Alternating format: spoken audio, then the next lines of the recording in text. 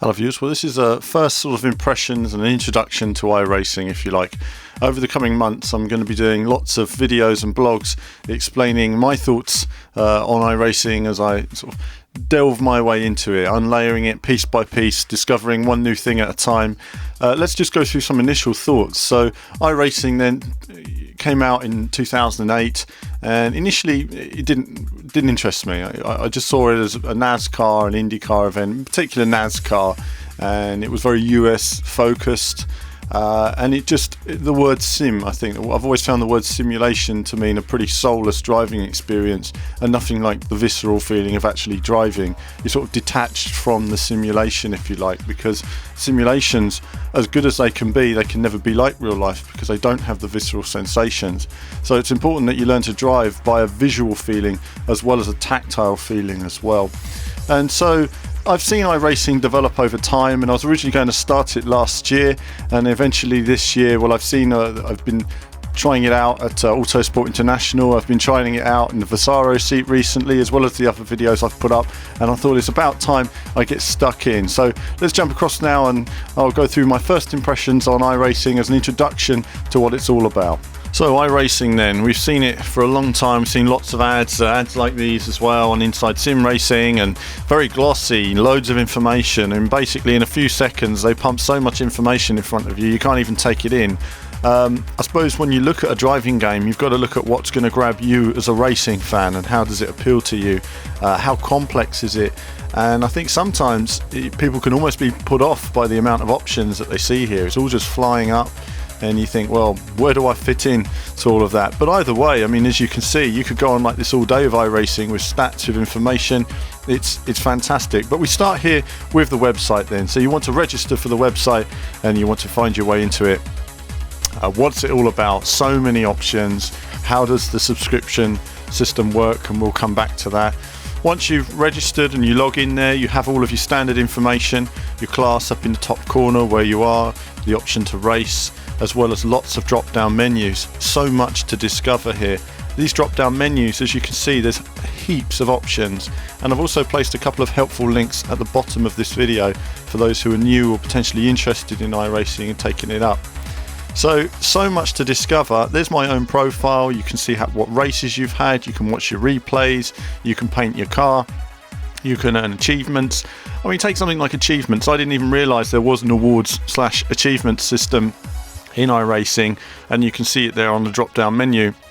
So much to see. And then once you've picked your car, you can see to the left there, race now, or you can test your car. You start in a Mazda, and of course you've got the cars there that I'm eligible to race in. So I know what cars I'm eligible to race in any time, but at any time I want, I can test any car in the game. So much content, so many series, so many cups, always really responsible racing drivers. The layout is actually quite straightforward. Go in, pick your car, race it. And initially you don't have a choice of cars. You race through the first one. You race through either oval or track racing, and I'm a track racer. So we can see here footage from my first race on iRacing, and this is going to be coming up very soon, and I'll be explaining my whole experience through this first race. It's not a perfect run for me. There's incidents, there's action, but I think what I really enjoyed about it was the whole racing feel, and I could go on about it all day. I've had fantastic enjoyment from this game.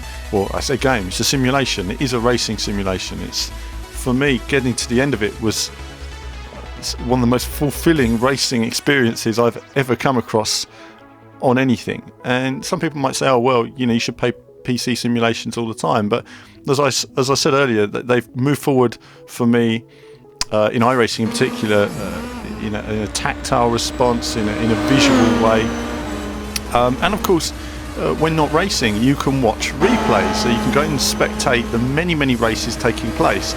So this is a Mazda Start Cup race here I've come into, and I thought let's take a look. It's around Alton Park. You can see in the bottom corner my mouse is changing from car to car. You're changing the camera angles now, TV2, TV3. The many different angles that are available, and this is a live race. These are all real racing drivers. I find I'm a bit of a replay man. I love seeing my own replays. I have done since Gran Turismo, really sort of broke the mold with that. They had incredible replays, and I love seeing the replay and thinking, wow, looks amazing. And iRacing as well, they have a variety of camera angles, so you can make some incredible movies. You can see when you're taken out in races, and you get it from another angle, see another driver's perspective. You can see the suspension working here. Fantastic to see the suspension in motion, in car. And of course this isn't running with the highest graphical settings.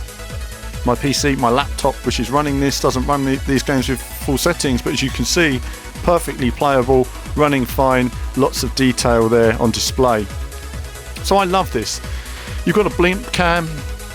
The Blimp Cam looks great as well. I love these aerial viewpoints. They often do these in Formula 1 sometimes, and you think, oh, it looks really amazing from some of these views, and they never stick with the camera, because it's nice to see guys racing on the racing line.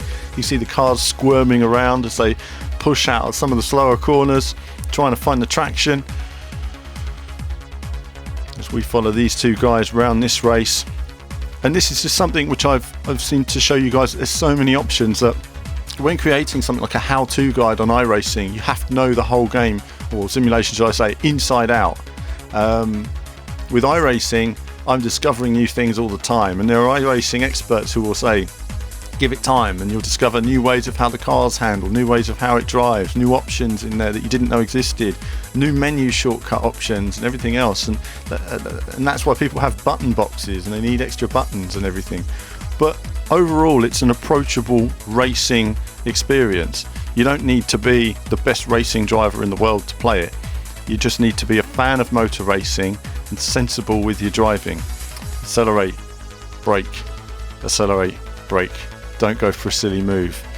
And that's something which my videos are going to show you, because you're going to see when I make mistakes, when I get carried away and try to push too hard or whatever. And it's, you know, it just shows you how when those mistakes happen, you've got to remain calm and complete the race. So a range of viewpoints, really nice to see every angle on all of these races, and there are always lots of races taking place at any one time. So there's lots of iRacing experts and regular players, and to them this will be standard fare, but to the rest of you who don't know much about it, how approachable this is the one racing game simulation to end them all.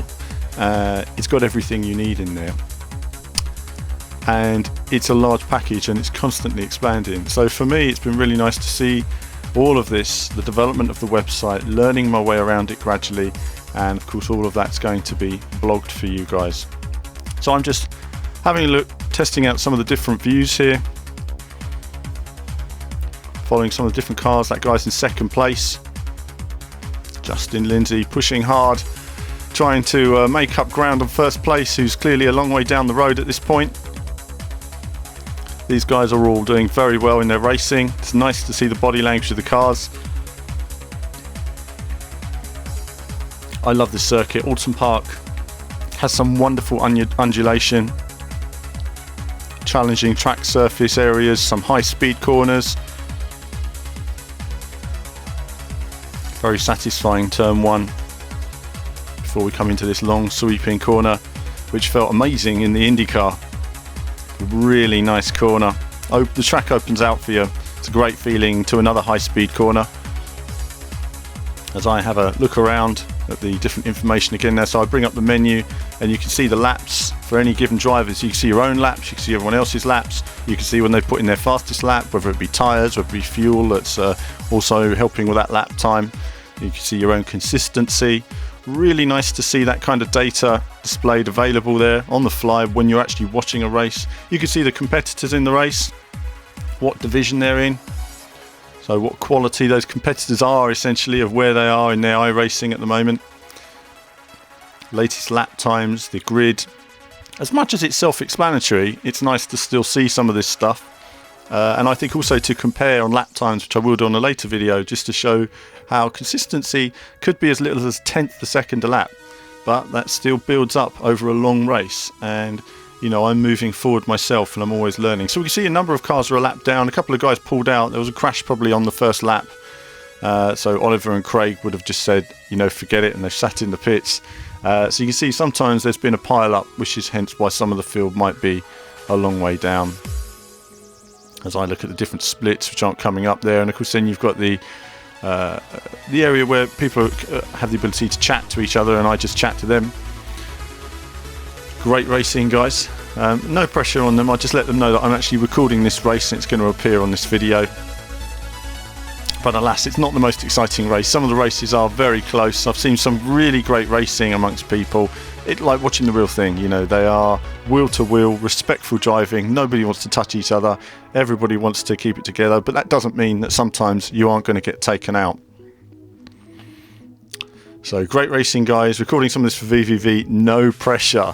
No pressure. And then usually someone will fall off the track. It's terrible of me, really. But at the same time, I thought it would be nice for them to know that some of this is being recorded. And you know, you can see your friends. You can always, as well as there's also a friends list, so you can see which friends are online, what they're doing, where they're racing. You can watch them practicing. If they're in a race, you can go into that race and be a ghost car, and you can race around and nobody can see you, but you can see them. It's fantastic. So many little options that are in iRacing now, besides the superb developing physics. And I think physics is going to be a long road, constantly developing. They're always improving a tyre model here and there. Sometimes people aren't going to be happy, and sometimes the community can be almost a little bit impatient, no doubt. But I think from the iRacing perspective, their goal is long term in developing this. And as I go back to the beginning when I was talking about NASCAR, they're developing a more European focus, and that's why for this video I focused on one of the European courses, or the UK courses in Alton Park and Brands Hatch, which are both stunning courses in the game. We look forward to more joining that list. I say the word game or simulation, I suppose, because even though it's a driving simulation, I like to liken it to something that will appeal to people that might initially feel intimidated by something like this. I would say don't be intimidated. If you can play Gran Turismo or Forza Motorsport, you can play this. The difference is that you move ahead in iRacing by being a clean driver, by putting in consistent clean laps, not by smacking people off, not by driving too hard and falling off every corner, but by developing your skills as a racing driver, not just going around the track at high speed. So there's a greater level of responsibility to iRacing in every race that you run as well. These videos, of course, you can click on these links and check those videos out that I did earlier this year, as well as the one there from Peter in more detail. All great experiences of iRacing in action before I make my video blogs. So that's it for my iRacing coverage to kick off with. There's a link below this to the latest iRacing offer. I think it's 3 months for the price of one. Worth jumping in and checking it out. Regarding the cost of iRacing, that's something I'm going to come back to on a later episode, but I will say that I've been working it out, and it's like somebody said to me recently, it's expensive for a game, but not expensive for a real motor racing experience. If you were to really go motor racing, it would cost you a lot more than the subscription on iRacing.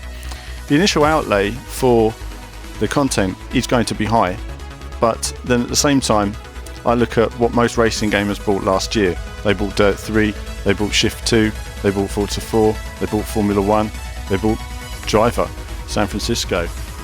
They probably spent, what's that? You know, £200, easy, £200 last year on racing games, and you think the subscription to iRacing is probably £60 in UK terms. So subscription is cheap, but then you'd have spent £150 on content. But once you've got all the content, all you're spending is just £60 a year, and whatever you want to spend on content for the year, £25, £30 a year.